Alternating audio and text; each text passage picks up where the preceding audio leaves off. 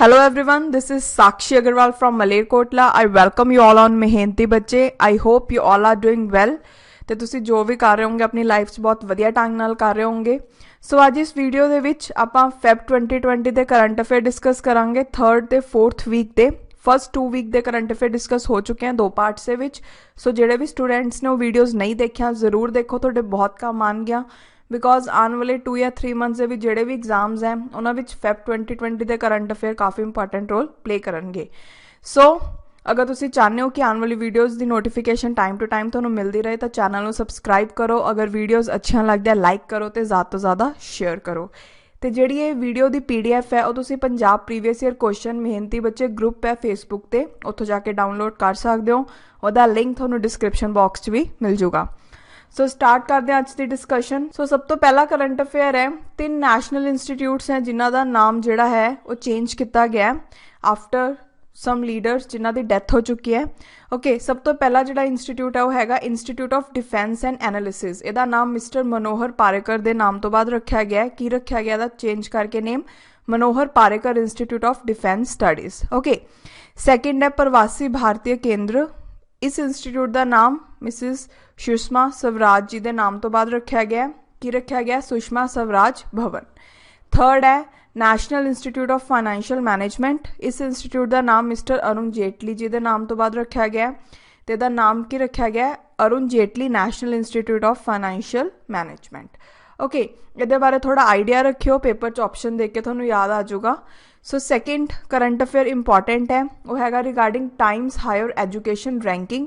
ਜਿਹੜੇ students paper ਦਿੰਦੇ ਰਹਿੰਦੇ ਉਹਨਾਂ ਨੇ ਇਹ ਵਾਲਾ क्वेश्चन पक्का देखा होगा किसी ना किसी एग्जाम ਦੇ ਵਿੱਚ. सो इस साल ਦੇ ਲਈ ਜਿਹੜੀ रैंकिंग है वो रिलीज़ हो चुकी है Times Higher Education ranking. Okay अगर रैंकिंग के टाइटल की गल करिए तो की है the emerging economies university ranking 2020. ਇਹਦੇ ਵਿੱਚ ਜਿਹੜਾ 16th रैंक आया है वो किहदा आया है इंडियन इंस्टीट्यूट ऑफ साइंस का. ये याद रखियो इंपॉर्टेंट है. उस तो बाद थर्ड करंट अफेयर है regarding first single use plastic free airport India दे विच किनू डिक्लेयर किया गया. सो एयरपोर्ट का नाम है दिल्ली इंटरनेशनल एयरपोर्ट लिमिटेड. हुण देखो ये थोड़ा एक टर्म नज़र आ रही है सिंगल यूज प्लास्टिक. ਇਹਦਾ मतलब की है देखो एक तुसी एक साइड ते ला लो स्ट्रॉ है, एक साइड ते कोई भी प्लास्टिक दी अच्छी क्वालिटी दी बॉटल है. ओके हुण देखो जिहड़ी स्ट्रॉ है ते प्लास्टिक दी बॉटल है इन्हां विच फर्क की है. जिहड़ा स्ट्रॉ है उन्होंने आप बोल सकते हैं सिंगल यूज प्लास्टिक है, तो जिहड़ी बॉटल है उन्होंने आप सिंगल यूज प्लास्टिक फिलहाल दे लई कंसीडर नहीं कर रहे. सब तो पहला टर्म देखते हैं. सिंगल यूज प्लास्टिक वो प्लास्टिक नूं बोलिया जांदा है जिन्होंने आप एक बार यूज़ करके फेंक दिंदे हैं. मीनस यूज़ एंड थ्रो वाला मैथड है, एक बार यूज़ किया फिर उन्होंने सिटता. ओके हुण जिवें स्ट्रॉ है जूस वगैरह पीना है कोक पीना है उहदे लई आपां स्ट्रॉ यूज़ करते हैं, एक बार यूज़ किया सिटता. अगर तुसीं कोई लंगर जाने हो या किते भी आप जाने हैं ठीक है उत्थे थोड़ा अगर प्लास्टिक दी प्लेट्स नज़र आती हैं या फिर स्पून नज़र आते हैं तो तुसी एक टाइम यूज़ करते हो तो फिर उन्होंने थ्रो कर देने हो ना, तो वो प्लास्टिक जिन्होंने आप एक टाइम यूज़ करके थ्रो करता उन्होंने आप की बोलते हैं सिंगल यूज़ प्लास्टिक. ओके हुण सैकेंड आप इत्थे बॉटल्स की गल कर रहे थे. जिवें कोई अच्छी क्वालिटी की बॉटल है उन्होंने अगर आप जिवें गर्मी आ रही है गर्मियों के विच आपां वाटर नूं स्टोर करन दे लई फ्रिज दे विच बॉटल्स यूज़ करते हैं ना, प्लास्टिक दी हुंदी है. बॉटल्स नूं आपां दोबारा तो यूज़ करें इसलिए आपां उहनूं सिंगल यूज़ प्लास्टिक की कैटेगरी दे विच नहीं लवांगे बिकॉज उन्होंने आप रीयूज़ कर रहे हैं. ठीक है जिहड़ा यूज़ एंड थ्रो वाला मैथड है उन्होंने आप बोलते हैं सिंगल यूज़ प्लास्टिक. ये टर्म काफ़ी इंपॉर्टेंट है, बार बार थोनों नज़र आऊगी न्यूज़ दे विच. So next fourth current affair है किहड़ी ऐसी लैंग्वेज है जिहड़ी 3rd मोस्ट स्पोकन लैंग्वेज बन गई है वर्ल्ड दी. सो लैंग्वेज है हिंदी. ओके फर्स्ट नंबर पर अगर आप गल करिए तो किहड़ी लैंग्वेज है English, second is Mandarin, third ते हिंदी. याद रखियो. और तो बाद फिफ्थ करंट अफेयर है रिगार्डिंग तिला मिशन. सब तो पहला क्वेश्चन पेपर च ही आ जाऊगा कि तिला मिशन न्यूज़ सी किहदे नाल रिलेटेड है. सो ये रिलेटेड है ऑयल सीड प्रोडक्शन दे नाल. इंडिया दे विच मिशन नूं लॉन्च किया गया है ताकि ऑयल सीड प्रोडक्शन नूं इंडिया दे विच बूस्ट किया जाए, वधाया जाए. ठीक है ताकि जिहड़ा इंडिया है वो सैल्फ रिलायंट बन सके इस एरिया दे विच. मीनस इंडिया नूं किसी होर कंट्री ते डिपेंड होने की जरूरत ना पवे ऑयल सीड दे लई. ओके ते इहदे नाल एक तुहाडे कोल एक्स्ट्रा फैक्ट की है कि जिहड़ा इंडिया है वो 4th largest vegetable oil economy है after USA, China and Brazil. So 6th current affair है, गवर्नमेंट ऑफ इंडिया ने रीसेंटली कंज्यूमर प्रोटेक्शन अथॉरिटी ਨੂੰ ਸੈਟਅਪ ਕੀਤਾ। ਕਿਉਂ? ਤਾਂ ਕਿ ਜਿਹੜਾ ਕੰਜ਼ਿਊਮਰ ਪ੍ਰੋਟੈਕਸ਼ਨ ਐਕਟ ਹੈ ਉਹਨੂੰ ਇੰਪਲੀਮੈਂਟ ਕੀਤਾ ਜਾਏ। ਓਕੇ, ਹੁਣ ਜਿਹੜਾ ਕੰਜ਼ਿਊਮਰ ਪ੍ਰੋਟੈਕਸ਼ਨ ਐਕਟ ਹੈ ਉਹ ਬੇਸਿਕਲੀ ਕੰਜ਼ਿਊਮਰ ਪ੍ਰੋਟੈਕਸ਼ਨ ਐਕਟ 1986 ਨੂੰ ਰਿਪਲੇਸ ਕਰੂਗਾ। ਈਅਰ ਯਾਦ ਰੱਖਿਓ, ਇੰਪੋਰਟੈਂਟ ਹੈ। ਹੁਣ ਜਿਹੜਾ ਕੰਜ਼ਿਊਮਰ ਪ੍ਰੋਟੈਕਸ਼ਨ ਐਕਟ ਹੈ ਇਹਨੂੰ ਲਿਆਉਣ ਦਾ ਕਾਰਨ ਕੀ ਹੈ, ਇਹਦਾ ਏਮ ਕੀ ਹੈ? ਸਭ ਤੋਂ ਪਹਿਲਾਂ ਤਾਂ ਰੈਪਿਡ ਸੈਟਲਮੈਂਟ ਕਰਨੀ। ਜਿਹੜੇ ਵੀ ਕੰਜ਼ਿਊਮਰ ਦੇ ਡਿਸਪਿਊਟਸ ਹੁੰਦੇ, ਆਪਾਂ ਕੋਈ ਚੀਜ਼ ਖਰੀਦਦੇ ਹਾਂ ਅਤੇ ਖਰੀਦਣ ਦੇ ਦੌਰਾਨ ਆਪਾਂ ਨੂੰ ਜੋ ਪ੍ਰੋਬਲਮਸ ਆ ਰਹੀਆਂ, ਆਪਣਾ ਕੋਈ ਡਿਸਪਿਊਟ ਹੋ ਗਿਆ ਦੁਕਾਨਦਾਰ ਨਾਲ, ਕੋਈ ਉਹਨੇ ਆਪਾਂ ਨੂੰ ਚੀਜ਼ ਮਹਿੰਗੀ ਲਗਾਤੀ ਹੈ, ਕੋਈ ਵੀ ਹੋਰ ਡਿਸਪਿਊਟ ਹੈ, ਉਹਨੂੰ ਸੈਟਲ ਕਰਨ ਦੇ ਲਈ ਜਿਹੜਾ ਕੰਜ਼ਿਊਮਰ ਪ੍ਰੋਟੈਕਸ਼ਨ ਐਕਟ ਹੈ ਉਹ ਡੀਲ ਕਰਦਾ ਉਹ ਸਭ ਚੀਜ਼ਾਂ ਦੇ ਨਾਲ। ਓਕੇ, ਸੋ ਸਭ ਤੋਂ ਪਹਿਲਾਂ ਇਹਦਾ ਏਮ ਕੀ ਹੈ ਕਿ ਸੈਟਲਮੈਂਟ ਕਰਾਉਣਾ ਜੋ ਵੀ ਕੰਜ਼ਿਊਮਰ ਦੇ ਡਿਸਪਿਊਟਸ ਹੈ। ਸੈਕਿੰਡ ਹੈ strict penalties for wrongdoings that includes misleading ads by firms and adulteration. ਉਹ ਤੋਂ ਬਾਅਦ ਥਰਡ ਹੈ it hold celebrities accountable for promoting wrong products ਅਤੇ ਉਹਨਾਂ ਨੂੰ 10 ਲੱਖ ਰੁਪੀਜ਼ ਦਾ ਫਾਈਨ ਵੀ ਹੋ ਸਕਦਾ ਹੈ। ਜਿਹੜੀ ਇਹ ਚੀਜ਼ ਹੈ ਉਹ ਹੈਗੀ ਹੈ under section 21 of this act. ਠੀਕ ਹੈ, ਹੁਣ ਮਿਸਲੀਡਿੰਗ ਐਡ ਦਾ ਮਤਲਬ ਕੀ ਹੈ? ਜਿਵੇਂ ਆਪਾਂ ਟੀਵੀ ਦੇ ਵਿੱਚ ਦੇਖਦੇ ਹਾਂ fair and Lovely the add ਆਉਂਦੀ ਹੈ ਜਾਂ ਫਿਰ ਕੋਈ ਐਸੇ ਆਇਲ ਦੀ ਐਡ ਆਉਂਦੀ ਹੈ ਕਿ ਉਹਨੂੰ ਬਾਲਾਂ 'ਚ ਲਗਾਓ ਤਾਂ ਤੁਹਾਡੀ ਗਰੋਥ ਅੱਛੀ ਹੋ ਜੂਗੀ ਬਾਲਾਂ ਦੀ, ਜਾਂ ਫਿਰ ਕੋਈ ਟੈਬਲੇਟ ਹੈ ਉਹਨੂੰ ਲੈਣ ਦੇ ਨਾਲ ਤੁਹਾਡੀ ਹਾਈਟ ਇਨਕਰੀਜ਼ ਹੋ ਜੂਗੀ। ਜਦੋਂ ਆਪਾਂ ਦੇਖਦੇ ਹਾਂ ਕਿ ਸੈਲੀਬ੍ਰਿਟੀਜ਼ ਉਹਨੂੰ ਯੂਜ਼ ਕਰ ਰਹੇ ਆ, ਆਪਾਂ ਨੂੰ ਲੱਗਦਾ ਕਿ ਹਾਂ ਅਗਰ ਇਹਨਾਂ ਨੂੰ ਫ਼ਰਕ ਪੈ ਰਿਹਾ ਤਾਂ ਆਪਾਂ ਨੂੰ ਵੀ ਉਵੇਂ ਫ਼ਰਕ ਪਊਗਾ, ਬਟ ਐਕਚੁਅਲ ਦੇ ਵਿੱਚ ਉਸਾ ਕੁਛ ਨਹੀਂ ਹੁੰਦਾ। ਓਕੇ, ਸੋ ਇੱਕ ਤਰੀਕੇ ਨਾਲ ਜਿਹੜੀ ਐਸੀ ਐਡਵਰਟਾਈਜ਼ਮੈਂਟਸ ਆ ਉਹ ਕੀ ਆਪਾਂ ਨੂੰ ਮਿਸਲੀਡ ਕਰਦੀਆਂ ਨੇ। ਠੀਕ ਹੈ, ਆਪਾਂ ਉਹਨਾਂ ਨੂੰ ਦੇਖ ਕੇ ਕਿ ਹਾਂ ਉਹਨਾਂ ਨਾਲ ਹੋ ਰਿਹਾ ਆਪਣੇ ਨਾਲ ਵੀ ਐਵੇਂ ਹੋਊਗਾ, ਆਪਾਂ ਮਨੀ ਸਪੈਂਡ ਕਰਦੇ ਹਾਂ ਉਹ ਚੀਜ਼ਾਂ ਦੇ ਉੱਪਰ, ਉਹਨੂੰ ਖਰੀਦ ਕੇ ਲੈ ਆਉਂਦੇ ਹਾਂ, ਬਟ ਐਕਚੁਅਲ ਦੇ ਵਿੱਚ ਉਸਾ ਕੁਛ ਨਹੀਂ ਹੁੰਦਾ, ਤਾਂ ਆਪਾਂ ਨੂੰ ਐਡਵਰਟਾਈਜ਼ਮੈਂਟ ਇੱਕ ਤਰੀਕੇ ਨਾਲ ਮਿਸਲੀਡ ਕਰ ਰਹੀਆਂ ਨੇ। ਓਕੇ, ਸੋ ਜਿਹੜੇ ਸੈਲੀਬ੍ਰਿਟੀਜ਼ ਐਸੀ ਚੀਜ਼ਾਂ ਕਰਨਗੇ ਹੁਣ ਤਾਂ ਉਹਨਾਂ ਨੂੰ 10 ਲੱਖ ਰੁਪੀਜ਼ ਤੱਕ ਦਾ ਫਾਈਨ ਹੋ ਸਕਦਾ ਹੈ। ਉਹ ਤੋਂ ਬਾਅਦ 7th ਕਰੰਟ ਅਫੇਅਰ ਹੈ regarding national ranking index 2020। Okay, ਇਹਦੇ ਵਿੱਚ ਟੌਪ ਕਿਹਨੇ ਕੀਤਾ? CSIR ਨੇ। ਸੋ CSIR ਦੀ ਤੁਸੀਂ ਫੁੱਲ ਫਾਰਮ ਕਮੈਂਟ ਸੈਕਸ਼ਨ 'ਚ ਦੱਸੋਗੇ। Okay, then 8th current affair ਹੈ regarding worldwide education for future index 2019। ਇਹਨੂੰ ਕਿਹਨੇ ਪਬਲਿਸ਼ ਕੀਤਾ ਹੈ? ਇਕਨੋਮਿਕ ਇੰਟੈਲੀਜੈਂਸ ਯੂਨਿਟ, ਇਹਨੂੰ ਆਪਾਂ EIU ਵੀ ਬੋਲ ਸਕਦੇ ਹਾਂ। ਓਕੇ, ਅਤੇ ਇਹਦੇ ਵਿੱਚ ਇੰਡੀਆ ਦੀ ਰੈਂਕਿੰਗ ਹੈ ਜਿਹੜੀ ਉਹ 35th ਰਹੀ ਅਮੰਗ 53 ਕੰਟਰੀਜ਼। ਸੋ ਇਹਨੂੰ ਯਾਦ ਰੱਖਿਓ। ਉਹ ਤੋਂ ਬਾਅਦ 9th ਕਰੰਟ ਅਫੇਅਰ ਕਾਫੀ ਇੰਪੋਰਟੈਂਟ ਹੈ। ਆਪਾਂ ਨੇ ਪਾਰਟ 2 ਦੇ ਵਿੱਚ ਵੀ ਫੈਬ ਦੇ CMS COP 13 ਦੇ ਬਾਰੇ ਡਿਸਕਸ ਕੀਤਾ ਸੀ ਡਿਟੇਲ ਦੇ ਵਿੱਚ, ਸੋ ਉਹਦੇ ਨਾਲ ਹੀ ਰਿਲੇਟਿਡ ਹੈ ਇਹ current affair. Okay, CMS COP 13 ਜਿਹੜੀ ਰੀਸੈਂਟਲੀ ਗਾਂਧੀ ਨਗਰ ਦੇ ਵਿੱਚ ਔਰਗੇਨਾਈਜ਼ ਕੀਤੀ ਗਈ, ਇਹਦੇ ਵਿੱਚ 3 ਸਪੀਸ਼ੀਜ਼ ਨੂੰ ਇੰਡੇਂਜਰਡ ਮਾਈਗ੍ਰੇਟਰੀ ਸਪੀਸ਼ੀਜ਼ ਦੇ ਵਿੱਚ ਕਲਾਸੀਫਾਈ ਕੀਤਾ ਗਿਆ। ਕਿਹੜੀ ਨੇ? ਪਹਿਲੀ ਹੈ Asian elephant, second is Bengal florican and third is great Indian bustard. Okay, Asian elephant ਨੂੰ ਨੈਸ਼ਨਲ ਹੈਰੀਟੇਜ ਐਨੀਮਲ ਵੀ ਬੋਲਿਆ ਜਾਂਦਾ ਹੈ ਅਤੇ ਇਹਨੂੰ ਪ੍ਰੋਟੈਕਸ਼ਨ ਮਿਲੀ ਹੋਈ ਹੈ under schedule 1 of wildlife protection act 1972। Okay, so ਇਹ ਚੀਜ਼ਾਂ ਯਾਦ ਰੱਖਿਓ, ਇਹਨਾਂ ਦੇ ਨਾਮ ਯਾਦ ਰੱਖਿਓ ਕਿ ਕਿਹਨਾਂ ਨੂੰ ਇੰਡੇਂਜਰਡ ਮਾਈਗ੍ਰੇਟਰੀ ਸਪੀਸ਼ੀਜ਼ ਦੇ ਵਿੱਚ ਕਲਾਸੀਫਾਈ ਕੀਤਾ ਗਿਆ। Asian elephant, Bengal florican and third is great Indian bustard. So next current affair ਹੈ ਰਿਗਾਰਡਿੰਗ ਸੰਜੇ ਕੋਠਾਰੀ। ਇਹ ਨਿਊਜ਼ ਕਿਉਂ ਹੈ? ਬਿਕੋਜ਼ ਜਿਹੜਾ PM ਨੇ ਇੱਕ ਪੈਨਲ ਨੂੰ ਲੀਡ ਕੀਤਾ, ਉਹਦੇ ਵਿੱਚ ਕਿਹਾ ਗਿਆ ਕਿ ਇਹਨਾਂ ਨੂੰ next CVC that is central vigilance commissioner ਬਣਾਇਆ ਜਾਊਗਾ। ਓਕੇ, ਸੋ CVC ਦੇ ਬਾਰੇ ਅਗਰ ਆਪਾਂ ਕੁਝ ਬੇਸਿਕ ਡਿਟੇਲਸ ਦੀ ਗੱਲ ਕਰੀਏ, ਬਿਕੋਜ਼ ਇਹਨਾਂ ਉੱਪਰ ਵੀ ਕੁਐਸਚਨ ਪੁੱਛ ਸਕਦੇ ਹਾਂ। ਅਪੁਆਇੰਟਮੈਂਟ ਜਿਹੜੀ ਹੈ CVC ਦੀ ਉਹ ਪ੍ਰੈਜ਼ੀਡੈਂਟ ਦੇ ਦੁਆਰਾ ਕੀਤੀ ਜਾਂਦੀ ਹੈ on the recommendation of 3 member committee, ਜਿਹਨੂੰ ਕਿ ਹੈਡ ਕਰਦੇ ਆ ਪ੍ਰਾਈਮ ਮਿਨਿਸਟਰ। ਓਕੇ, ਸੈਕਿੰਡ ਜਿਹੜਾ CVC ਹੈ ਜਾਂ ਤਾਂ ਉਹ 4 ਸਾਲ ਦੇ ਲਈ ਆਫਿਸ ਨੂੰ ਹੋਲਡ ਕਰੂ ਜਾਂ ਫਿਰ 65 ਈਅਰਸ ਆਫ ਏਜ, ਜੋ ਵੀ ਚੀਜ਼ अर्लीयर है। उस तो बाद थर्ड है not eligible to be employed under any central और state government agency after retirement तो बाद CVC एलिजिबल नहीं हुंदा कि कोई भी स्टेट या सेंट्रल गवर्नमेंट एजेंसी दे विच उहनूं इंप्लॉय किया जाए। Okay, then 11th current affair है regarding food planet prize. Okay, जिहड़ा प्राइज है बेसिकली $1 मिलियन का प्राइज है। ਇਹਨੂੰ ਸਵੀਡਨ ਦੇ ਦੁਆਰਾ ਕ੍ਰੀਏਟ ਕੀਤਾ ਗਿਆ ਹੈ। ਕਾਹਦੇ ਲਈ ਦਿੱਤਾ ਜਾਊਗਾ? ਸਸਟੇਨੇਬਲ ਫੂਡ ਸੋਲਿਊਸ਼ਨ ਦੇ ਲਈ। ਓਕੇ, ਅਗਰ ਆਪਾਂ ਦੇਖੀਏ ਕਰੰਟਲੀ ਜਿਹੜੀ ਪਾਪੂਲੇਸ਼ਨ ਹੈ ਵਰਲਡ ਦੀ ਉਹ 7.8 ਬਿਲੀਅਨ ਹੈ ਅਤੇ ਇਹਦੇ ਵਿੱਚੋਂ ਜਿਹੜੇ 820 ਮਿਲੀਅਨ ਪੀਪਲ ਨੇ ਉਹਨਾਂ ਕੋਲ ਪ੍ਰੋਪਰ ਫੂਡ ਨਹੀਂ ਹੈਗਾ ਖਾਣ ਦੇ ਲਈ। ਓਕੇ, ਅਤੇ ਇਸ ਦੇ ਲਈ ਹੀ ਫੂਡ ਪਲੈਨਟ ਪ੍ਰਾਈਜ਼ ਨੂੰ ਇੰਟਰੋਡਿਊਸ ਕੀਤਾ ਗਿਆ। ਮੀਨਸ कि ਇਹਦੇ ਵਿੱਚ ਮੈਜਰਸ ਦੱਸਣੇ ਕਿ ਕਿਸ ਤਰੀਕੇ ਦੇ ਨਾਲ ਆਪਾਂ ਫੂਡ ਨੂੰ ਸਸਟੇਨੇਬਲੀ ਯੂਜ਼ ਕਰੀਏ ਤਾਂ ਕਿ ਜਿੰਨੇ ਵੀ ਲੋਕ ਆ ਅਰਥ 'ਤੇ ਉਹਨਾਂ ਨੂੰ ਪ੍ਰੋਪਰ ਫੂਡ ਮਿਲ ਸਕੇ ਅਤੇ ਫੂਡ ਦੀ ਵੇਸਟੇਜ ਘੱਟ ਤੋਂ ਘੱਟ ਹੋਵੇ। ਓਕੇ, ਹੁਣ ਦੇਖੋ ਜਿਹੜੀ ਵਰਲਡ ਦੀ ਪਾਪੂਲੇਸ਼ਨ ਹੈ ਕਰੰਟਲੀ 7.8 ਬਿਲੀਅਨ ਹੈ ਅਤੇ ਇਹ ਐਸਟੀਮੇਟ ਕੀਤਾ ਜਾ ਰਿਹਾ ਕਿ ਬਾਈ 2050 ਇਹ 10 ਬਿਲੀਅਨ ਤੱਕ ਪਹੁੰਚ ਜੂਗੀ। Okay, then 12th current affair ਹੈ ਰਿਗਾਰਡਿੰਗ ਥਾਈ ਮੰਗੂਰ ਫਿਸ਼। ਇਹ ਨਿਊਜ਼ 'ਚ ਕਿਉਂ ਹੈ? ਬਿਕੋਜ਼ ਰੀਸੈਂਟਲੀ ਮਹਾਰਾਸ਼ਟਰ ਗਵਰਨਮੈਂਟ ਨੇ ਆਰਡਰ ਦਿੱਤਾ ਹੈ ਕਿ ਜਿੰਨੇ ਵੀ ਥਾਈ ਮੰਗੂਰ ਫਿਸ਼ ਦੇ ਬਰੀਡਿੰਗ ਸੈਂਟਰਸ ਉਹਨਾਂ ਨੂੰ ਡਿਸਟਰੋਏ ਕੀਤਾ ਜਾਵੇ ਬਿਕੋਜ਼ ਇਹਨਾਂ ਨੂੰ ਬਹੁਤ ਹੀ ਅਨਹਾਈਜੈਨਿਕ ਕੰਡੀਸ਼ਨ ਦੇ ਵਿੱਚ ਬਰੀਡ ਕੀਤਾ ਗਿਆ। ਓਕੇ, ਅਤੇ ਜਿਹੜੀ ਥਾਈ ਮੰਗੂਰ ਫਿਸ਼ ਹੈ ਉਹਨੂੰ ਫੋਰਨ ਮੰਗੂਰ ਅਤੇ ਅਫਰੀਕਨ ਮੰਗੂਰ ਵੀ ਬੋਲਿਆ ਜਾਂਦਾ ਹੈ।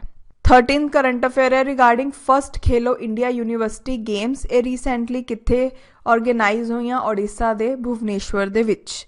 ਓਕੇ, 14th ਕਰੰਟ ਅਫੇਅਰ ਹੈ regarding international judicial conference new Delhi ਦੇ ਵਿੱਚ ਹੋਈ ਅਤੇ ਥੀਮ ਕੀ ਰਿਹਾ? Gender just world. So 15th current affair ਕਾਫੀ ਇੰਪੋਰਟੈਂਟ ਹੈ ਅਤੇ ਆਉਣ ਵਾਲੇ ਐਗਜ਼ਾਮ ਦੇ ਵਿੱਚ ਤੁਹਾਨੂੰ ਇਹਦੇ ਉੱਪਰ ਕੁਐਸਚਨ ਦਿਖ ਸਕਦਾ ਹੈ। ਇਹ ਹੈਗਾ ਰਿਗਾਰਡਿੰਗ 22nd, ਯਾਦ ਰੱਖਿਓ 22nd law commission of India. ਠੀਕ ਹੈ, ਰੀਸੈਂਟਲੀ ਜਿਹੜਾ 22nd ਲਾਅ ਕਮਿਸ਼ਨ ਹੈ ਇੰਡੀਆ ਦਾ ਉਹਨੂੰ ਅਪਰੂਵ ਕੀਤਾ ਗਿਆ। 22nd ਬਾਰ-ਬਾਰ ਬੋਲ ਰਹੇ ਹਾਂ ਬਿਕੋਜ਼ ਸਿੱਧਾ ਆ ਜਾਊਗਾ ਵੀ ਕਿੰਨਵਾਂ ਲਾਅ ਕਮਿਸ਼ਨ ਨੂੰ ਅਪਰੂਵ ਕੀਤਾ ਗਿਆ 22nd। ਓਕੇ, ਕਿੰਨੇ ਸਾਲ ਦੇ ਲਈ ਅਪਰੂਵ ਕੀਤਾ ਗਿਆ? 3 years ਦੇ ਲਈ। ਅਤੇ ਇਹਦੇ ਅਗਰ ਆਪਾਂ ਮੈਂਬਰਸ ਦੀ ਗੱਲ ਕਰੀਏ ਤਾਂ ਇੱਕ ਚੇਅਰਪਰਸਨ ਹੁੰਦਾ, 4 ਫੁੱਲ ਟਾਈਮ ਮੈਂਬਰਸ ਹੁੰਦੇ ਹੈ, then department of legal affair ਦੇ ਸੈਕਰਟਰੀਜ਼ ਹੁੰਦੇ ਆ, ਉਸ ਤੋਂ ਇਲਾਵਾ ਲੈਜਿਸਲੇਟਿਵ ਡਿਪਾਰਟਮੈਂਟ ਦੇ ਵੀ ਸੈਕਰਟਰੀਜ਼ ਹੁੰਦੇ ਆ। ਓਕੇ, ਜਿਹੜਾ ਲਾਅ ਕਮਿਸ਼ਨ ਹੈ ਨੋਨ ਸਟੈਚੂਟਰੀ ਬੋਡੀ ਹੈ। ਫਸਟ ਟਾਈਮ 1955 ਦੇ ਵਿੱਚ ਇਹਨੂੰ ਕੌਂਸਟੀਟਿਊਟ ਕੀਤਾ ਗਿਆ ਸੀ ਅਤੇ ਹਰ 3 ਸਾਲ ਬਾਅਦ ਇਹਨੂੰ ਕੌਂਸਟੀਟਿਊਟ ਕੀਤਾ ਜਾਂਦਾ ਹੈ। ਸੋ ਇਹ ਕੁਝ ਇੰਪੋਰਟੈਂਟ ਫੈਕਟਸ ਹੈ, ਇਹਨਾਂ ਨੂੰ ਯਾਦ ਰੱਖਿਓ। ਉਹ ਤੋਂ ਬਾਅਦ 16th ਕਰੰਟ ਅਫੇਅਰ ਹੈ ਰਿਗਾਰਡਿੰਗ ICGS ਵਰਦ। ICGS ਵਰਦ ਬੇਸਿਕਲੀ ਹੈ ਕਿ ਇਹ ਇੱਕ ਤਰ੍ਹਾਂ ਦੀ ਆਫਸ਼ੋਰ ਪੈਟਰੋਲ ਵੈਸਲ ਹੈ ਜਿਹਨੂੰ ਕਿ ਲਾਰਸਨ ਐਂਡ ਟੂਬਰੋ ਨੇ ਡਿਜ਼ਾਈਨ ਅਤੇ ਬਿਲਡ ਕੀਤਾ। ਓਕੇ, ਅਤੇ ਇਹ ਨਿਊਜ਼ 'ਚ ਕਿਉਂ ਸੀ? ਬਿਕੋਜ਼ ਇਹ ਫਸਟ ਐਸੀ ਮੇਜਰ ਡਿਫੈਂਸ ਸ਼ਿਪ ਬਣ ਗਈ ਹੈ ਜਿਹਨੇ ਕਿ ਸਾਰੇ ਟਰਾਇਲਸ ਨੂੰ ਸਿੰਗਲ ਸੀ ਸੌਟੀ ਦੇ ਵਿੱਚ ਕਲੀਅਰ ਕਰਤਾ। Okay, then 17th current affair ਹੈ ਰਿਗਾਰਡਿੰਗ ਵਰਲਡ ਪ੍ਰੋਡਕਟਿਵਿਟੀ ਕਾਂਗਰੈਂਸ। ਇਹ ਨਿਊਜ਼ 'ਚ ਕਿਉਂ ਹੈ? ਬਿਕੋਜ਼ 45 years ਦੇ ਗੈਪ ਤੋਂ ਬਾਅਦ ਜਿਹੜੀ ਵਰਲਡ ਪ੍ਰੋਡਕਟਿਵਿਟੀ ਕਾਂਗਰੈਂਸ ਹੈ ਉਹਨੂੰ ਔਰਗੇਨਾਈਜ਼ ਕੀਤਾ ਜਾਊਗਾ ਬੈਂਗਲੁਰੂ ਦੇ ਵਿੱਚ। ਓਕੇ, ਅਤੇ ਉਹਨੂੰ ਕੰਡਕਟ ਕਿਹਦੇ ਦੁਆਰਾ ਕੀਤਾ ਜਾਊਗਾ? World conference of productivity science. ਅਤੇ ਥੀਮ ਕੀ ਰਹੂਗਾ? Industry 4.0 innovation and productivity. Okay, then so 18th current affair ਕਾਫੀ ਇੰਪੋਰਟੈਂਟ ਹੈ, ਉਹ ਹੈਗਾ ਰਿਗਾਰਡਿੰਗ ਮਿਸ਼ਨ ਪੂਰਵੋਦਯ। ਓਕੇ, ਇਹਨੂੰ ਬੇਸਿਕਲੀ ਜਨਵਰੀ 2020 ਦੇ ਵਿੱਚ ਲਾਂਚ ਕੀਤਾ ਗਿਆ। ਇਹਦਾ ਏਮ ਕੀ ਹੈ? ਜਿਹੜਾ ਈਸਟਰਨ ਇੰਡੀਆ ਹੈ, ਠੀਕ ਹੈ, ਉਹਨੂੰ ਇੱਕ ਤਰੀਕੇ ਦਾ ਸਟੀਲ ਹੱਬ ਦੇ ਵਿੱਚ ਕਨਵਰਟ ਕਰਨਾ ਮੇਨ ਏਮ ਹੈ ਇਸ ਮਿਸ਼ਨ ਦਾ। ਇਸ ਮਿਸ਼ਨ ਦੇ ਦੌਰਾਨ ਜਿਹੜਾ ਇੰਡੀਆ ਅਤੇ ਜਾਪਾਨ ਹੈ, ਓਕੇ, ਉਹ ਆਪਸ ਦੇ ਵਿੱਚ ਕੰਮ ਕਰਨਗੇ ਮਿਲ ਕੇ ਤਾਂ ਕਿ ਉੜੀਸਾ ਨੂੰ ਇੱਕ ਸਟੀਲ ਹੱਬ ਦੇ ਵਿੱਚ ਕਨਵਰਟ ਕੀਤਾ ਜਾਵੇ। ਓਕੇ, ਅਤੇ ਅਗਰ ਆਪਾਂ ਗੱਲ ਕਰੀਏ ਜਿਹੜਾ ਮਿਸ਼ਨ ਉਹਦੀ ਐਪੀ ਸੈਂਟਰ ਕਿਹੜੀ ਸਿਟੀ ਨੂੰ ਬਣਾਇਆ ਗਿਆ ਹੈ? ਕਲਿੰਗ ਨਗਰ। ਦੇਖੋ, ਨੈਸ਼ਨਲ ਸਟੀਲ ਪੋਲਿਸੀ ਦੇ ਅੰਦਰ ਇੰਡੀਆ ਦਾ ਟਾਰਗੇਟ ਹੈ ਕਿ ਬਾਈ 2030 ਕਿ ਜੋ ਇੰਡੀਆ ਹੈ ਉਹ 30 MT ਸਟੀਲ ਨੂੰ ਪ੍ਰੋਡਿਊਸ ਕਰੇ। ਸੋ ਜਿਹੜਾ ਮਿਸ਼ਨ ਹੈ ਉਹ ਇੰਡੀਆ ਦੀ ਇਸ ਟਾਰਗੇਟ ਨੂੰ ਜਲਦੀ ਤੋਂ ਜਲਦੀ ਅਚੀਵ ਕਰਨ ਦੇ ਵਿੱਚ ਹੈਲਪ ਕਰੂ। Okay, then 19th current affair ਹੈ ਰਿਗਾਰਡਿੰਗ ਰਾਸ਼ਟਰੀ ਵਯੋਸ਼੍ਰੀ ਯੋਜਨਾ। ਜਿਹੜੀ ਯੋਜਨਾ ਉਹਨੂੰ 2016 ਦੇ ਵਿੱਚ ਲਾਂਚ ਕੀਤਾ ਗਿਆ। ਕਿੱਥੇ ਕੀਤਾ ਗਿਆ ਸੀ? ਆਂਧਰਾ ਪ੍ਰਦੇਸ਼ ਦੇ ਨਿਲੌਰ ਦੇ ਵਿੱਚ। ਓਕੇ, ਇਹਦਾ ਏਮ ਕੀ ਸੀ ਕਿ ਏਡਸ ਅਤੇ ਡਿਵਾਈਸਿਸ ਜਿਹੜੇ ਨੇ ਉਹ ਪ੍ਰੋਵਾਈਡ ਕਰਨਾ ਸੀਨੀਅਰ ਸਿਟੀਜ਼ਨਸ ਨੂੰ ਅਤੇ ਦਿਵਿਆਂਗਜਨਸ ਨੂੰ। ਓਕੇ, ਇਹ ਨਿਊਜ਼ 'ਚ ਕਿਉਂ ਸੀ? ਬਿਕੋਜ਼ ਰੀਸੈਂਟਲੀ ਏਡਸ ਅਤੇ ਡਿਵਾਈਸਿਸ ਡਿਸਟਰੀਬਿਊਟ ਕੀਤੇ ਗਏ। Okay, so next 20th current affair ਹੈ regarding eastern zonal council meet. ਇਹ ਕਿੱਥੇ ਹੋਈ? ਭੁਵਨੇਸ਼ਵਰ ਦੇ ਵਿੱਚ। ਠੀਕ ਹੈ, ਜਿਹੜੀ ਇਹ ਕਾਊਂਸਿਲ ਸੀ ਇਹਦੇ ਵਿੱਚ basically Odisha, Bihar, west Bengal, Jharkhand states ਨੇ ਪਾਰਟੀਸੀਪੇਟ ਕੀਤਾ। ਇਹਦੇ ਚੇਅਰਮੈਨ ਕੌਣ ਹੈ? ਇਸ ਕਾਊਂਸਿਲ ਦੇ ਹੋਮ ਮਿਨਿਸਟਰ ਹੁੰਦੇ ਹੈ। ਠੀਕ ਹੈ, ਅਗਰ ਆਪਾਂ ਜ਼ੋਨਲ ਕਾਊਂਸਿਲ ਦੀ ਗੱਲ ਕਰੀਏ ਤਾਂ ਇਹ ਬੇਸਿਕਲੀ ਇੱਕ ਤਰੀਕੇ ਦੀ ਸਟੈਚੂਟਰੀ ਬੋਡੀਜ਼ ਹੈ ਜਿਨ੍ਹਾਂ ਨੂੰ ਕਿ ਸਟੇਟਸ ਰੀਆਰਗਨਾਈਜੇਸ਼ਨ ਐਕਟ 1956 ਦੇ ਦੌਰਾਨ ਬਣਾਇਆ ਗਿਆ। ਇੰਡੀਆ ਨੂੰ ਟੋਟਲ 5 ਜ਼ੋਨਸ ਦੇ ਵਿੱਚ ਕਨਵਰਟ ਕੀਤਾ ਗਿਆ ਅਤੇ ਹਰ ਜ਼ੋਨ ਦੀ ਇੱਕ ਜ਼ੋਨਲ ਕਾਊਂਸਿਲ ਬਣਾਈ ਗਈ। ਓਕੇ, ਸੋ ਸਭ ਤੋਂ ਪਹਿਲੇ ਹੈ ਨਾਰਦਰਨ ਜ਼ੋਨਲ ਕਾਊਂਸਿਲ ਜਿਹਦਾ ਹੈੱਡਕੁਆਟਰ ਨਿਊ ਦਿੱਲੀ ਹੈ। Then second is eastern zonal council, ਇਹਦਾ ਕੋਲਕਾਤਾ ਹੈ। Third is western zonal council, Mumbai. 4th is southern zonal council Chennai, ਉਹਦਾ ਹੈੱਡਕੁਆਟਰ ਹੈ। Then 5th is central zonal council, ਉਹਦਾ ਜਿਹੜਾ ਹੈੱਡਕੁਆਟਰ ਹੈ ਉਹ ਹੈਗਾ ਅਲਾਹਾਬਾਦ। ਓਕੇ, ਤੇ ਇੱਕ ਹੋਰ ਗੱਲ ਯਾਦ ਰੱਖਿਓ, 1971 ਦੇ ਵਿੱਚ ਜਿਹੜੀ ਨਾਰਥ ਈਸਟ ਸਟੇਟਸ ਹੈ ਉਹਨਾਂ ਲਈ ਵੀ ਇੱਕ ਜ਼ੋਨਲ ਕਾਉਂਸਿਲ ਕ੍ਰੀਏਟ ਕੀਤੀ ਗਈ। ਓਕੇ, ਸੋ 21st ਕਰੰਟ ਅਫੇਅਰ ਹੈ ਰਿਗਾਰਡਿੰਗ ਪ੍ਰਧਾਨ ਮੰਤਰੀ ਕਿਸਾਨ ਸੰਪਦਾ ਯੋਜਨਾ, ਜਿਹਨੂੰ ਕਿ PMKSY ਵੀ ਬੋਲਦੇ ਆ। ਓਕੇ, ਇਸ ਦੇ ਅੰਡਰ 32 ਪ੍ਰੋਜੈਕਟਸ ਨੂੰ ਸੈਂਕਸ਼ਨ ਕੀਤਾ ਗਿਆ। ਜਿਹੜੀ ਇਸ ਯੋਜਨਾ ਹੈ ਉਹਨੂੰ 2016 ਦੇ ਵਿੱਚ ਲਾਂਚ ਕੀਤਾ ਗਿਆ ਸੀ, ਤੇ ਇਹਦਾ ਮੇਨ ਏਮ ਕੀ ਹੈ, ਫੂਡ ਪ੍ਰੋਸੈਸਿੰਗ ਯੂਨਿਟਸ ਨੂੰ ਕ੍ਰੀਏਟ ਕਰਨਾ, ਤੇ ਜਿਹੜੀਆਂ ਫੂਡ ਪ੍ਰੋਸੈਸਿੰਗ ਯੂਨਿਟਸ ਆਲਰੇਡੀ ਹੈ ਉਹਨਾਂ ਨੂੰ ਡਿਵੈਲਪ ਕਰਨਾ। ਓਕੇ, ਦੈਨ ਸੋ 22nd ਕਰੰਟ ਅਫੇਅਰ ਕਾਫੀ ਇੰਪੋਰਟੈਂਟ ਹੈ, ਤੇ ਤੁਹਾਨੂੰ ਆਉਣ ਵਾਲੇ ਐਗਜ਼ਾਮਸ ਦੇ ਵਿੱਚ ਦਿਖ ਸਕਦਾ ਇਹਦੇ ਉੱਪਰ ਕੁਐਸਚਨ। ਨੀਤੀ ਆਯੋਗ ਨੇ ਕਿਹਦੇ ਨਾਲ ਹੈਂਡਸ ਜੁਆਇਨ ਕੀਤੇ हैं ਤਾਂ ਕਿ ਉਹ ਆਰਟੀਫਿਸ਼ੀਅਲ ਇੰਟੈਲੀਜੈਂਸ ਮੋਡਿਊਲ ਨੂੰ ਸਕੂਲ ਸਟੂਡੈਂਟਸ ਦੇ ਲਈ ਲਾਂਚ ਕਰ ਸਕਣ। ਸੋ ਨਾਮ ਯਾਦ ਰੱਖਿਓ, ਨੈਸਕॉम। ਨੈਸਕॉम ਦੀ ਫੁੱਲ ਫਾਰਮ ਕੀ ਹੈ, national association of software and services. Okay, ਨੀਤੀ ਆਯੋਗ ਨਾਲ ਰਿਲੇਟਿਡ ਨਾ ਪੇਪਰ 'ਚ ਕੁਐਸਚਨ ਪੁੱਛ ਲੈਂਦੇ ਆ, ਸੋ ਯਾਦ ਰੱਖਿਓ। ਓਕੇ, ਤੇ ਆਰਟੀਫਿਸ਼ੀਅਲ ਇੰਟੈਲੀਜੈਂਸ ਵੀ ਅੱਜ ਕੱਲ੍ਹ ਕਾਫੀ ਨਿਊਜ਼ 'ਚ ਰਹਿੰਦਾ ਟੌਪਿਕ, ਸੋ ਤੁਹਾਨੂੰ ਇਹਦੇ ਬਾਰੇ ਪਤਾ ਹੋਣਾ ਚਾਹੀਦਾ। ਉਹ ਤੋਂ ਬਾਅਦ ਨੈਕਸਟ 23rd ਕਰੰਟ ਅਫੇਅਰ ਹੈ ਰਿਗਾਰਡਿੰਗ ਲਾਈਟ ਕੰਬੈਕਟ ਹੈਲੀਕਾਪਟਰਸ ਪ੍ਰੋਡਕਸ਼ਨ। ਸੋ ਲਾਈਟ ਕੰਬੈਕਟ ਹੈਲੀਕਾਪਟਰ ਦੀ ਜਿਹੜੀ ਪ੍ਰੋਡਕਸ਼ਨ ਹੈ ਉਹਨੂੰ ਕਿੱਥੇ ਇਨੋਗਰੇਟ ਕੀਤਾ ਗਿਆ, HAL ਕੰਪਲੈਕਸ ਬੈਂਗਲੁਰੂ ਦੇ ਵਿੱਚ। ਓਕੇ, ਜਿਹੜਾ ਇਹ ਪ੍ਰੋਜੈਕਟ ਆ ਉਹ basically make in India initiative the part ਹੈ। ਸੋ ਅਗਰ ਆਪਾਂ ਲਾਈਟ ਕੰਬੈਕਟ ਹੈਲੀਕਾਪਟਰਸ ਦੀ ਗੱਲ ਕਰੀਏ ਕਿ ਇਹਨਾਂ ਦੇ ਆਪਾਂ ਨੂੰ ਲੋੜ ਹੈ, ਇਹ ਕਿੱਥੋਂ ਪਤਾ ਲੱਗਿਆ, ਕਾਰਗਿਲ ਵਾਰ ਤੋਂ। ਸੋ ਨੈਕਸਟ ਫੈਕਟ ਕੀ ਹੈ, ਅਗਰ ਆਪਾਂ LCH ਦੈਟ ਇਜ਼ ਲਾਈਟ ਕੰਬੈਕਟ ਹੈਲੀਕਾਪਟਰਸ ਦੀ ਗੱਲ ਕਰੀਏ ਤਾਂ ਇਹ HAL ਧਰੁਵ ਦੇ ਡੈਰੀਵੇਟਿਵਸ ਹੈ। ਓਕੇ, ਤੇ ਇਹਨਾਂ ਨੂੰ ਕਿੱਥੇ ਡਿਪਲੋਏ ਕੀਤਾ ਜਾਊਗਾ, ਸਾਈਚਿਨ ਬੇਸ ਦੇ ਵਿੱਚ, ਜਿਹੜਾ ਸਾਈਚਿਨ ਗਲੇਸ਼ੀਅਰ 'ਚ ਬੇਸ ਹੈ ਆਪਣਾ, ਉੱਥੇ ਇਹਨਾਂ ਨੂੰ ਡਿਪਲੋਏ ਕੀਤਾ ਜਾਊਗਾ। Okay, then 24th current affair ਹੈ regarding U Win Myint. Okay, ਇਹ ਕੌਣ ਨੇ, ਮਿਆਂਮਾਰ ਦੇ ਪ੍ਰੈਜ਼ੀਡੈਂਟ ਹੈ। ਤੇ ਯਾਦ ਰੱਖਿਓ ਇਹ ਨਿਊਜ਼ 'ਚ ਕਿਉਂ ਸੀ, ਬਿਕੋਜ਼ ਰੀਸੈਂਟਲੀ ਇੰਡੀਆ ਦੇ ਵਿੱਚ ਇਹ ਆਏ ਸੀ। ਠੀਕ ਹੈ, ਤੇ ਇੰਡੀਆ ਤੇ ਮਿਆਂਮਾਰ ਨੇ ਰੇਖਾਈਨ ਸਟੇਟ ਦੀ ਡਿਵੈਲਪਮੈਂਟ ਦੇ ਲਈ ਵੀ ਪ੍ਰੋਜੈਕਟ ਸਾਈਨ ਕੀਤਾ ਹੈ। ਸੋ ਅਗਰ ਆਪਾਂ ਰੇਖਾਈਨ ਸਟੇਟ ਦੀ ਗੱਲ ਕਰੀਏ ਤਾਂ ਰੇਖਾਈਨ ਸਟੇਟ ਤੋਂ ਤੁਹਾਨੂੰ ਸਿੱਧਾ ਰੋਹਿੰਗਿਆਸ ਦੀ ਯਾਦ ਆਊਗੀ। ਠੀਕ ਹੈ, ਰੇਖਾਈਨ ਸਟੇਟ ਹੈ ਕਿੱਥੇ, ਮਿਆਂਮਾਰ ਦੇ ਵਿੱਚ, ਤੇ ਇੱਥੇ ਰੋਹਿੰਗਿਆ ਕਮਿਊਨਿਟੀ ਦੇ ਲੋਕਾਂ ਦੇ ਉੱਪਰ ਕਾਫੀ ਜ਼ਿਆਦਾ ਅਤਿਆਚਾਰ ਕੀਤੇ ਗਏ ਸੀ। ਰੇਖਾਈਨ ਸਟੇਟ ਦੇ ਵਿੱਚ ਬੁੱਧਿਸਟ ਕਮਿਊਨਿਟੀ ਤੇ ਰੋਹਿੰਗਿਆ ਕਮਿਊਨਿਟੀ ਦੇ ਵਿੱਚ ਕਨਫਲਿਕਟ ਚੱਲਦਾ ਰਹਿੰਦਾ ਹੈ। ਓਕੇ, ਉਹ ਤੋਂ ਬਾਅਦ ਨੈਕਸਟ ਹੈ ਰਿਗਾਰਡਿੰਗ ਸ਼੍ਰੀਲੰਕਾ। ਸੋ ਸ਼੍ਰੀਲੰਕਾ ਨੇ UNHRC ਰੈਜ਼ੋਲੂਸ਼ਨ ਤੋਂ ਵਿਡਰॉ ਕਰ ਲਿਆ।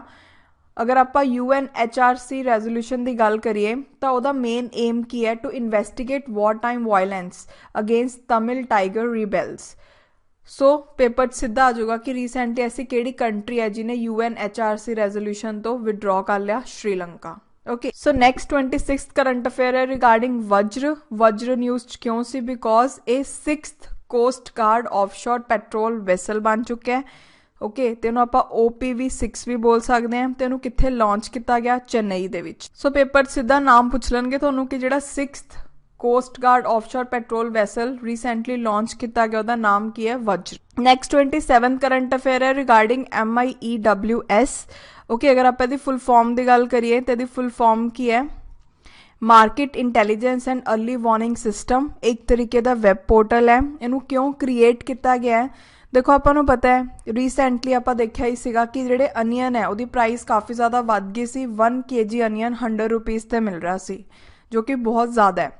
ਓਕੇ, ਇਹ ਬੇਸਿਕਲੀ ਚੀਜ਼ਾਂ ਹੁੰਦੀਆਂ ਕਿਉਂ ਹੈ, ਦੇਖੋ ਪ੍ਰੋਡਕਸ਼ਨ ਤਾਂ ਇਹਨਾਂ ਦੀ ਸਹੀ ਹੁੰਦੀ ਹੈ, ਬਟ ਕਈ ਲੋਕ ਕੀ ਕਰਦੇ ਆ, ਇਹਨਾਂ ਨੂੰ ਜਮ੍ਹਾਂ ਕਰਨਾ ਸਟਾਰਟ ਕਰ ਦਿੰਦੇ ਆ ਤੇ ਇਹਦੀ ਬਲੈਕ ਮਾਰਕੀਟਿੰਗ ਕਰਦੇ ਆ। ਓਕੇ, ਸੋ ਉਹਦੀ ਵਜ੍ਹਾ ਤੋਂ ਸਪਲਾਈ ਘੱਟ ਜਾਂਦੀ ਹੈ ਮਾਰਕੀਟ ਦੇ ਵਿੱਚ ਤੇ ਪ੍ਰਾਈਸਿਸ ਹੈ ਜਿਹੜੇ ਇਹਨਾਂ ਦੇ ਵੱਧ ਜਾਂਦੇ ਆ। ਸੋ ਇਹ ਚੀਜ਼ ਨੂੰ ਕੰਟਰੋਲ ਕਰਨ ਦੇ ਲਈ ਇੱਕ ਵੈਬ ਪੋਰਟਲ ਨੂੰ ਲਾਂਚ ਕੀਤਾ ਗਿਆ ਹੈ।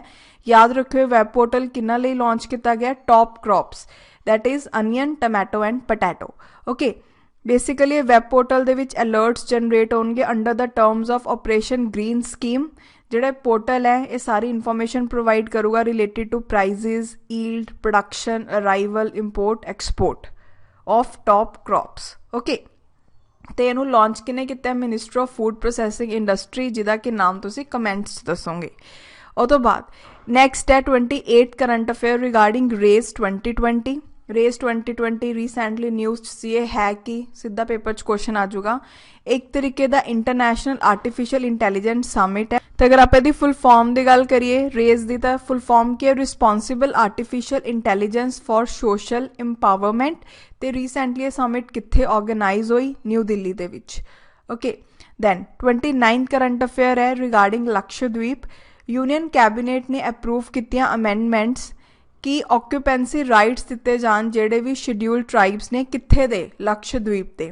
पहला उन्होंने ऑक्यूपेंसी राइट्स नहीं मिलते सी। ऑक्यूपेंसी राइट्स का मतलब की है कि वो उत्थे ਜਿਹੜੇ ट्राइबल एरियाज ने उन्होंने ना तो यूज़ कर सकते सी ना ही ऑक्यूपाई कर सकते सी। ठीक है, सो अमेंडमेंट्स तो बाद उन्होंने कर पाएंगे। और तो बाद नैक्सट 30th करंट अफेयर है रिगार्डिंग इंद्रधनुष एक्सरसाइज 2020। ओके, ये है कि एक तरीके की जॉइंट एयरफोर्स एक्सरसाइज है जो कि इंडियन एयरफोर्स ते royal air force of UK they which conduct की गई। सो इंडिया ते यूके दे विच इनू कंडक्ट किया गया एयरफोर्स दे विच, याद रखियो इंपॉर्टेंट है। ओके, कई बार कंट्रीज़ का नाम भी पूछ लेंदे हैं या पूछ लेंदे टाइप दसो भी किहड़ी तरह की एक्सरसाइज है। तो कित्थे हुई? हिंडन एयरफोर्स स्टेशन दे विच हुई जो कि एशिया का लार्जेस्ट एयरबेस है। और तो बाद 31st करंट अफेयर है रिगार्डिंग DPIIT। ओके, अगर आप यदि फुल फॉर्म की गल करिए तो की है department for promotion of industry and internal trade. इन्हें रिसेंटली की क्या कि जी फॉरन डायरैक्ट इन्वेस्टमेंट है इंश्योरेंस इंटरमीडिएटरीज की उन्होंने 49% तो 100% इनक्रीज कर दिता गया है। सो इंपॉर्टेंट है, याद रखियो। ओके, मीनस ਜਿਹੜੇ FDI है मीनस फॉरन डायरैक्ट इन्वेस्टमेंट है उन्होंने इंश्योरेंस इंटरमीडिएटरीज ਦੇ ਵਿੱਚ ਕਿੰਨਾ ਵਧਾ ਦਿੱਤਾ ਗਿਆ? ਪਹਿਲਾਂ 49% ਸੀ, ਹੁਣ 100% ਹੋ ਗਿਆ। So next 32nd current affair ਹੈ regarding Indian national centre for ocean information ਜਿਹਨੂੰ ਆਪਾਂ INCOIS भी बोल सकते हैं। ਇਹ ਨਿਊਜ਼ 'ਚ ਕਿਉਂ ਸੀ? बिकॉज रीसेंटली इन्हें एक न्यू अलर्ट सिस्टम लॉन्च किया जिहड़ा कि हैल्प करूगा फिशरमैन नूं कि उन्हां दा घੱਟ तो घੱਟ नुकसान होवे due to swell surges. Okay, basically जिहड़ा INCOIS है वो एक तरीके की ऑटोमनस बॉडी है जिहड़ी कि ऑपरेट करदे under ministry of earth science. हुण इत्थे तुहानूं टर्म दिखी है स्वेल सर्ज, इहदा मतलब की हुंदा है surface gravity waves. Okay, then 33rd current affair है रिगार्डिंग GSAT-1। GSAT-1 एक तरीके की जियो इमेजिंग सैटेलाइट है जिन्हों कि इसरो ने रीसेंटली लॉन्च किया है। ओके, इनू क्यों लॉन्च किया गया? ताकि इंडिया के उपर निगरानी रखी जा सके। तो इनू GSLV F10 रॉकेट के द्वारा भेजा जाऊगा। सॉरी, इत्थे T आएगा, बाय मिसटेक D लिखता, रॉकेट F10। ओके, सो इनू GSLV F10 रॉकेट के द्वारा कैरी किया जाऊगा तो इनू जियो synchronous orbit they which place किया जाऊगा। ये कुछ इंपॉर्टेंट फैक्ट्स हैं, याद रखियो। ओके, पेपर च आ सकता है। सो नैक्सट करंट अफेयर है रीसेंटली फॉरेस्ट डिपार्टमेंट है जिहड़ा ओडिशा का उन्होंने कंसेंसस कंडक्ट किया चिलिका लेक दे विच ताकि डॉल्फिन का नंबर काउंट किया जाए गिहरमथा मैरीन सेंचुरी जो कि ओडिशा दे विच है उत्थे। तो रिपोर्ट दे विच की सामने आया कि जो नंबर ऑफ डॉल्फिन्स हैं वह हाफ हो चुकिया ने। ओके, अगर आप गिहरमथा मैरीन सेंचुरी की गल करिए, पहला की है ओडिशा दे विच है, सैकेंड ये पार्ट है भितरकनिका नैशनल पार्क का। ओके, तो डॉल्फिन्स बारे याद रखियो कि जी डॉल्फिन्स उन्होंने प्रोटैक्शन मिली हुई है under schedule 1 of wild life protection act 1972। तो अगर आप IUCN रेड लिस्ट की गल करिए तो वो इंडेंजर्ड कैटेगरी दे विच ने। ऐसे क्वेश्चंस पूछ लेंदे हैं पेपर दे विच। Okay, then 35th current affair है रिगार्डिंग SPICE+। अगर यदि फुल फॉर्म की गल करिए तो की है specified proforma for incorporating company electronically plus. So ये है कि एक तरीके का वैब पोर्टल है जिहदे विच 10 सर्विसिज है जिहड़ियां वेरीअस मिनिस्ट्रीज ते डिपार्टमेंट्स हैं उन्होंने इंटीग्रेट किया जाऊगा ताकि ईज ऑफ डूइंग बिजनेस दे विच वाधा हो सके। ठीक है, अगर आप गल करिए जिहड़ा ease of doing business ranking है उहदे विच इंडिया का रैंक करंटली कितना है 63। सो ये रैंकिंग होर इंप्रूव करने दे लई इनू लॉन्च किया गया है। ठीक है, तो जी रैंकिंग है उन्होंने रिलीज़ किहदे द्वारा किया जाता है? वर्ल्ड बैंक के द्वारा। ये काफ़ी इंपॉर्टेंट फैक्ट है, इनू याद रखियो। और तो बाद नैक्सट 36th करंट अफेयर है रिगार्डिंग महाथिर मोहम्मद। ये न्यूज़ से कौन है? ये बेसिकली मलेशिया के प्राइम मिनिस्टर हैं ਨਿਊਜ਼ 'ਚ ਕਿਉਂ ਸੀ, ਬਿਕੋਜ਼ ਇਹਨਾਂ ਨੇ ਰਿਜ਼ਾਈਨ ਕਰਤਾ ਸੀ ਆਪਣੀ ਪੋਸਟ ਤੋਂ। ਉਹ ਤੋਂ ਬਾਅਦ 37 ਕਰੰਟ ਅਫੇਅਰ ਹੈ regarding world's largest temperature control facility to store agro and pharma products. ਇਹ ਕਿੱਥੇ ਲਾਂਚ ਹੋਇਆ? ਮੁੰਬਈ ਦੇ 에ਅਰਪੋਰਟ ਤੇ ਵਰਲਡ ਦਾ ਲਾਰਜੈਸਟ ਟੈਂਪਰੇਚਰ ਕੰਟਰੋਲ ਫੈਸਿਲਿਟੀ ਹੈ ਤਾਂ ਕਿ ਐਗਰੀਕਲਚਰ ਤੇ ਫਾਰਮਾ ਪ੍ਰੋਡਕਟਸ ਨੂੰ ਸਟੋਰ ਕੀਤਾ ਜਾਵੇ। ਸੋ ਨੈਕਸਟ 38 ਕਰੰਟ ਅਫੇਅਰ ਕਾਫੀ ਜ਼ਿਆਦਾ ਇੰਪੋਰਟੈਂਟ ਹੈ। ਰੀਸੈਂਟਲੀ US ਤੇ ਤਾਲਿਬਾਨ ਫੋਰਸਿਸ ਦੇ ਵਿੱਚ ਇੱਕ ਪੀਸ ਡੀਲ ਸਾਈਨ ਹੋਈ ਤਾਂ ਕਿ ਅਫਗਾਨਿਸਤਾਨ ਦੇ ਵਿੱਚ ਜਿਹੜਾ ਉਹਨਾਂ ਦਾ ਵਾਰ ਹੈ 18 ਈਅਰਸ ਤੋਂ ਜਿਹੜਾ ਚੱਲਦਾ ਆ ਰਿਹਾ ਉਹਨੂੰ ਖਤਮ ਕੀਤਾ ਜਾਵੇ। ਓਕੇ, ਤੇ ਜਿਹੜੀ ਇਹ ਡੀਲ ਹੈ ਉਹ ਕਦੋਂ ਸਾਈਨ ਕੀਤੀ ਗਈ? Feb 29 2020। ਡੇਟ ਵੀ ਪੁੱਛੀ ਜਾ ਸਕਦੀ ਹੈ ਕਈ ਐਗਜ਼ਾਮਸ ਦੇ ਵਿੱਚ, ਸੋ ਯਾਦ ਰੱਖਿਓ ਕਿੱਥੇ ਸਾਈਨ ਹੋਈ ਹੈ ਡੀਲ? ਕਤਰ ਦੇ ਦੋਹਾ ਦੇ ਵਿੱਚ। ਤੇ ਕਿਹਨਾਂ ਨੇ ਸਾਈਨ ਕੀਤੀ? ਠੀਕ ਹੈ, US ਦੇ ਵਿੱਚੋਂ US ਸਪੈਸ਼ਲ ਐਨਵੇ ਜਿਹਦਾ ਨਾਮ ਹੈ ਜ਼ਲਮੀ ਖਾਲਿਲਜ਼ਦ, ਤੇ ਤਾਲਿਬਾਨ ਦੀ ਸਾਈਡ ਤੋਂ ਤਾਲਿਬਾਨ ਪੋਲੀਟੀਕਲ ਚੀਫ ਜਿਹਦਾ ਨਾਮ ਹੈ ਮੁੱਲਾ ਅਬਦੁਲ ਗਨੀ ਬਰਾਦਰ। ਇਹਨਾਂ ਨੇ ਦੋਨਾਂ ਨੇ ਆਪਸ 'ਚ ਡੀਲ ਸਾਈਨ ਕੀਤੀ। ਠੀਕ ਹੈ, ਬੇਸਿਕਲੀ 9/11 ਅਟੈਕ ਤੋਂ ਬਾਅਦ ਜੋ USA ਦੇ ਵਿੱਚ ਹੋਇਆ ਸੀ 2001 ਦੇ ਵਿੱਚ USA ਨੇ ਅਫਗਾਨਿਸਤਾਨ ਦੇ ਵਿੱਚ ਐਂਟਰੀ ਕੀਤੀ ਕਿ ਅਸੀਂ ਤਾਲਿਬਾਨ ਨੂੰ ਉੱਥੋਂ ਖਤਮ ਕਰਾਂਗੇ। ਤੇ ਜਿਹੜੇ ਮਿਸਟਰ ਡੋਨਲਡ ਟਰੰਪ ਉਹਨਾਂ ਨੇ ਆਪਣੇ ਜਿਹੜੇ ਇਲੈਕਸ਼ਨ ਮੈਨੀਫੈਸਟੋ ਉਹਦੇ ਵਿੱਚ ਕਿਹਾ ਸੀ ਕਿ ਮੈਂ ਆਪਣੇ ਟਾਈਮ ਪੀਰੀਅਡ ਦੇ ਵਿੱਚ ਜਿਹੜੀ USA ਦੀ ਫੋਰਸਿਸ ਹੈ ਅਫਗਾਨਿਸਤਾਨ ਦੇ ਵਿੱਚ ਉਹਨਾਂ ਨੂੰ ਵਾਪਸ ਲੈ ਕੇ ਆਊਂਗਾ। ਤੇ ਅਗਰ ਦੇਖਿਆ ਜਾਵੇ ਇਸ ਡੀਲ ਦੇ ਵਿੱਚ ਉਹ ਆਪਣੀ ਇਹੀ ਚੀਜ਼ ਨੂੰ ਪੂਰਾ ਕਰ ਰਹੇ ਨੇ, ਜੋ ਉਹਨਾਂ ਨੇ ਮੈਨੀਫੈਸਟੋ ਦੇ ਵਿੱਚ ਪ੍ਰੋਮਿਸ ਕੀਤਾ ਸੀ ਉਹਨੂੰ ਹੀ ਪੂਰਾ ਕਰ ਰਹੇ ਨੇ। ਦੇਖੋ USA ਦਾ ਅਫਗਾਨਿਸਤਾਨ ਦੇ ਵਿੱਚ ਜਾਣ ਦਾ ਕੋਈ ਜ਼ਿਆਦਾ ਫਾਇਦਾ ਤਾਂ ਹੋਇਆ ਨਹੀਂ, ਬਿਕੋਜ਼ ਤਾਲਿਬਾਨ ਤਾਂ ਉੱਥੇ ਖਤਮ ਹੋਇਆ ਨਹੀਂ। ਜਿਹੜੇ ਪਰਪਸ ਲਈ ਉਹ ਗਏ ਸੀ ਉਹ ਤਾਂ ਪੂਰਾ ਹੋਇਆ ਨਹੀਂ, ਬਟ USA ਨੂੰ ਉਲਟਾ ਕਾਫੀ ਜ਼ਿਆਦਾ ਨੁਕਸਾਨ ਹੋ ਗਿਆ। ਕਾਫੀ ਸਾਰਾ ਸੋਲਜਰਸ ਮਾਰੇ ਗਏ USA ਦੇ, ਉਹਨਾਂ ਨੂੰ ਕਾਫੀ ਜ਼ਿਆਦਾ ਉੱਥੇ ਉਹਨਾਂ ਨੇ ਸਪੈਂਡ ਕੀਤਾ। ਠੀਕ ਹੈ, ਬਸ ਉਹਨੂੰ ਫੋਰਸਿਸ ਨੂੰ ਅਗਰ ਦੇਖਿਆ ਜਾਵੇ ਬੁਲਾ ਕਿਉਂ ਰਹੇ ਆ ਵਾਪਿਸ? ਬਿਕੋਜ਼ ਡੋਨਲਡ ਟਰੰਪ ਨੇ ਆਪਣੇ ਇਲੈਕਸ਼ਨ ਮੈਨੀਫੈਸਟੋ ਦੇ ਵਿੱਚ ਇਹ ਗੱਲ ਕਹੀ ਸੀ। ਅਤੇ ਹੁਣ ਆਪਾਂ ਨੂੰ ਪਤਾ ਹੀ ਹੈ ਨਵੰਬਰ 2020 ਦੇ ਵਿੱਚ ਇਲੈਕਸ਼ਨਸ ਹੈ, ਸੋ ਇਹ ਚੀਜ਼ ਨੂੰ ਉਹਨਾਂ ਨੇ ਉੱਥੇ ਸ਼ੋਅ ਕਰਨਾ। ਠੀਕ ਹੈ, ਸੋ ਇਹਦੇ ਬਾਰੇ ਤੁਸੀਂ ਯਾਦ ਰੱਖਿਓ। ਉਹ ਤੋਂ ਬਾਅਦ ਨੈਕਸਟ 39 ਕਰੰਟ ਅਫੇਅਰ ਹੈ। Indian council of medical research ਨੇ ਇੱਕ ਸਟੱਡੀ ਕੰਡਕਟ ਕੀਤੀ on food habits of citizens of country. India ਦੇ ਸਿਟੀਜ਼ਨਸ ਦੀ ਜਿਹੜੀ ਫੂਡ ਹੈਬਿਟਸ ਹੈ ਉਹਦੇ ਉੱਪਰ। ਅਤੇ ਇਹਦੇ ਵਿੱਚ ਕੀ ਪਾਇਆ ਗਿਆ ਕਿ ਦਿੱਲੀ ਅਤੇ ਅਹਿਮਦਾਬਾਦ ਜਿਹੜੇ ਨੇ ਉਹ ਟੌਪ ਕਰਦੇ ਨੇ ਇਨ ਐਡਿਡ ਫੈਟ ਕੰਜ਼ੰਪਸ਼ਨ ਦੇ ਵਿੱਚ। ਓਕੇ, ਬਸ ਐਜ਼ ਅ ਫੈਕਟ ਇਹਨੂੰ ਯਾਦ ਰੱਖ। 40th ਕਰੰਟ ਅਫੇਅਰ ਹੈ regarding ask Disha. Ask Disha ਹੈ ਕਿ ਇੱਕ ਤਰੀਕੇ ਦਾ artificial intelligence based chat box ਹੈ। ਠੀਕ ਹੈ, ਜਿਹਨੂੰ ਕਿ ਇੰਡੀਅਨ ਰੇਲਵੇਜ਼ ਨੇ ਲਾਂਚ ਕੀਤਾ ਸੀ। ਬੇਸਿਕਲੀ ਹੁਣ ਇਹ ਇੰਟਰੈਕਟ ਕਰ ਸਕਦਾ ਰੇਲਵੇ ਦੇ ਕਸਟਮਰਸ ਨਾਲ ਹਿੰਦੀ ਲੈਂਗੁਏਜ ਦੇ ਵਿੱਚ ਵੀ, ਤਾਂ ਕਿ ਉਹਨਾਂ ਦੀ ਕੁਐਰੀਜ਼ ਨੂੰ ਸੋਲਵ ਕੀਤਾ ਜਾਵੇ। ਪਹਿਲਾਂ ਜਦੋਂ ਇਹਨਾਂ ਨੇ ਲਾਂਚ ਕੀਤਾ ਸੀ ਉਦੋਂ ਇੰਗਲਿਸ਼ ਦੇ ਵਿੱਚ ਸੀ, ਹੁਣ ਹਿੰਦੀ ਲੈਂਗੁਏਜ 'ਚ ਵੀ ਇਹਨੂੰ ਲਾਂਚ ਕਰਤਾ, ਤਾਂ ਇਹ ਨਿਊਜ਼ 'ਚ ਸੀ। ਓਕੇ, ਦੈਨ 41st ਜਿਹੜਾ ਕਰੰਟ ਅਫੇਅਰ ਹੈ ਉਹ ਹੈਗਾ ਰਿਗਾਰਡਿੰਗ ਥਲ ਸੈਨਾ ਭਵਨ। ਠੀਕ ਹੈ, ਜਿਹਨੂੰ ਜੋ ਕਿ ਨਿਊ ਆਰਮੀ ਹੈੱਡਕੁਆਟਰਸ ਹੈ, ਇਹਨੂੰ ਕਿੱਥੇ ਕੰਸਟਰਕਟ ਕੀਤਾ ਜਾ ਰਿਹਾ? ਦਿੱਲੀ ਕੈਂਟੋਨਮੈਂਟ ਦੇ ਵਿੱਚ। ਸੋ ਨੈਕਸਟ ਕਰੰਟ ਅਫੇਅਰ ਹੈ ਰਿਗਾਰਡਿੰਗ ਚੀਤਾ। ਚੀਤਾ ਨਿਊਜ਼ 'ਚ ਕਿਉਂ ਹੈ? ਬਿਕੋਜ਼ ਆਪਾਂ ਨੂੰ ਪਤਾ ਇੰਡੀਆ ਵਿੱਚੋਂ ਚੀਤਾ ਐਕਸਟੈਂਟ ਹੋ ਚੁੱਕਾ ਹੈ, ਪੂਰੇ ਤਰੀਕੇ ਨਾਲ ਖਤਮ ਹੋ ਚੁੱਕਾ ਹੈ। ਓਕੇ, ਅਤੇ ਉਹਨਾਂ ਦੀ ਰੀਇੰਟਰੋਡਕਸ਼ਨ ਦੇ ਲਈ ਪ੍ਰੋਜੈਕਟਸ ਚਲਾਏ ਜਾ ਰਹੇ ਆ ਅਤੇ ਐਕਸਪੈਰੀਮੈਂਟ ਬੇਸਿਸ ਦੇ ਉੱਪਰ ਨੈਸ਼ਨਲ ਟਾਈਗਰ ਕੰਜ਼ਰਵੇਸ਼ਨ ਅਥਾਰਟੀ ਦੇ ਦੁਆਰਾ ਚੀਤਾ ਨੂੰ ਰੀਇੰਟਰੋਡਿਊਸ ਕੀਤਾ ਜਾਊਗਾ। ਕਿੱਥੇ? ਕੁਨੋ ਪਲਪੁਰ ਵਾਈਲਡ ਲਾਈਫ ਸੈਂਚੁਰੀ ਦੇ ਵਿੱਚ। ਬੇਸਿਕਲੀ ਸਾਊਥ ਅਫਰੀਕਾ ਤੋਂ ਚੀਤਾ ਨੂੰ ਉਰੇ ਇੰਟਰੋਡਿਊਸ ਕੀਤਾ ਜਾਊਗਾ, ਮੀਨਸ ਉੱਥੇ ਦੇ ਚੀਤਾ ਇੱਥੇ ਲੈ ਕੇ ਆਏ ਜਾਣ। ਸੋ ਨੈਕਸਟ ਕਰੰਟ ਅਫੇਅਰ ਹੈ ਰਿਗਾਰਡਿੰਗ ਵਿਸ਼ਕਰਮਾ ਅਵਾਰਡਸ। ਠੀਕ ਹੈ, ਵਿਸ਼ਕਰਮਾ ਅਵਾਰਡਸ ਜਿਹੜੇ ਨੇ ਉਹ ਬੇਸਿਕਲੀ ਇੰਸਟੀਟਿਊਟ ਕੀਤੇ ਸੀ AICTE ਨੇ, ਜਿਹਦੀ ਫੁੱਲ ਫਾਰਮ ਹੈ all India council for technical education.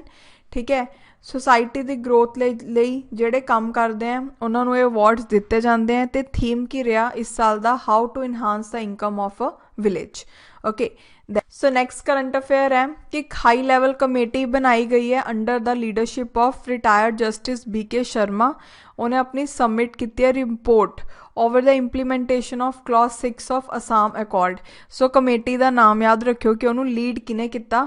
Retired justice ਹੈ BK ਸ਼ਰਮਾ। ਠੀਕ ਹੈ, ਅਗਰ ਆਪਾਂ ਅਸਾਮ ਅਕੋਰਡ ਦੀ ਗੱਲ ਕਰੀਏ, ਬੇਸਿਕਲੀ ਇੱਕ ਤਰੀਕੇ ਦਾ ਐਗਰੀਮੈਂਟ ਹੈ ਜਿਹੜਾ ਕਿ ਇੰਡੀਅਨ ਗਵਰਨਮੈਂਟ ਅਤੇ ਅਸਾਮ ਮੂਵਮੈਂਟ ਦੇ ਲੀਡਰਸ ਦੇ ਵਿੱਚ ਸਾਈਨ ਕੀਤਾ ਗਿਆ ਸੀ 1985 ਦੇ ਵਿੱਚ। ਇਸ ਐਗਰੀਮੈਂਟ ਦੇ ਅੰਦਰ ਇਹ ਕਿਹਾ ਗਿਆ ਕਿ ਜਿਹੜਾ ਗਵਰਨਮੈਂਟ ਆਫ ਇੰਡੀਆ, ਠੀਕ ਹੈ, ਉਹ ਅਸੈਪਟ ਕਰੂਗੀ ਸਾਰੇ ਮਾਈਗਰੈਂਟਸ ਨੂੰ ਜਿਹੜੇ ਕਿ ਇੰਡੀਆ ਦੇ ਵਿੱਚ ਐਂਟਰ ਕੀਤੇ ਨੇ 1966 ਤੋਂ ਪਹਿਲਾਂ। ਤੇ ਗਵਰਨਮੈਂਟ ਆਫ ਇੰਡੀਆ ਨੇ ਇਹ ਵੀ ਕਿਹਾ ਸੀ ਕਿ ਉਹਨਾਂ ਨੂੰ social political culture economic rights ਵੀ ਦਿੱਤੇ ਜਾਣਗੇ। ਓਕੇ, ਜਿਹੜਾ ਕਲੌਜ਼ 6 ਹੈ ਇਸ ਅਸਾਮ ਅਕੋਰਡ ਦਾ, ਉਹਦੇ ਅਕੋਰਡਿੰਗ ਕੀ ਹੈ ਕਿ ਜਿਹੜਾ ਇਹ ਕਲੌਜ਼ ਉਹ ਪ੍ਰੋਵਾਈਡ ਕਰਦਾ constitutional administrative and legislative safeguards to preserve and promote cultural linguistic heritage of Assamese people. ਇਹਦੇ ਬਾਰੇ ਥੋੜ੍ਹਾ ਜਿਹਾ ਆਈਡੀਆ ਰੱਖਿਓ ਬਸ।